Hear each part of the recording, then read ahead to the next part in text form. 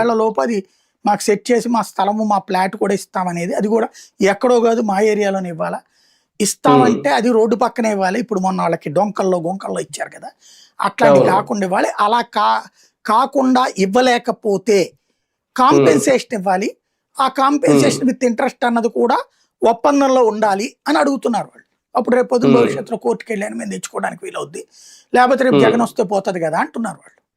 అవును అవును అదే రైట్ సార్. ఇంకొకటి తెలుగుదేశం పార్టీకి ఇప్పుడు నారా లోకేష్ గారు జాతీయ వర్కింగ్ ప్రెసిడెంట్ గా ఆయన పదవి తీసుకున్న తర్వాత ముందుకి ఇప్పటికి అంటే ముందు నుంచి అన్అఫీషియల్ గా అన్ని జరుగుతూనే ఉన్నా, ఆయన హయాంలోనే అన్ని జరుగుతున్నాయి ఆయన చేతుల మీదుగానే. కానీ ఇప్పుడు కొత్తగా తెలుగుదేశం పార్టీకి సంబంధించి ఆయన ఏమన్నా కొత్తగా ఏమన్నా ఫోకస్ చేస్తారా?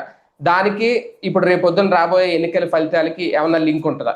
అంటే ఒక తరం ఒక్కొక్క టైంలో కాలగర్భంలో కలిసిపోతుంది. ఇప్పుడు ఎన్టీ రామారావు గారితో ఉన్నటువంటి నాయకులు ఆ తర్వాత కాలంలో చంద్రబాబు గారితో వచ్చినటువంటి వాళ్ళు 70-80% మంది, ఇంకొక 20% మంది మొదట ఎన్టీఆర్తో ఉండి ఆ తర్వాత వచ్చారు. ఆ తర్వాత చంద్రబాబు నాయుడు వాళ్ళని పక్కన పెట్టేశారు. చంద్రబాబు నాయుడు బ్యాచ్ 95 నుంచి నడిచింది. వాళ్ళందరూ సీనియర్లు అయిపోయారు. అందులో కొంతమంది చనిపోయారు, కొంతమంది ఉన్నటువంటి వాళ్ళు పెద్దోళ్ళు అయిపోయారు, వాళ్ళ పిల్లలు వచ్చారు. ఇప్పుడు లోకేష్ చేసింది ఏంటి? బాబు గారు తండ్రులతో ఇంటరాక్ట్ అయితే కొడుకులు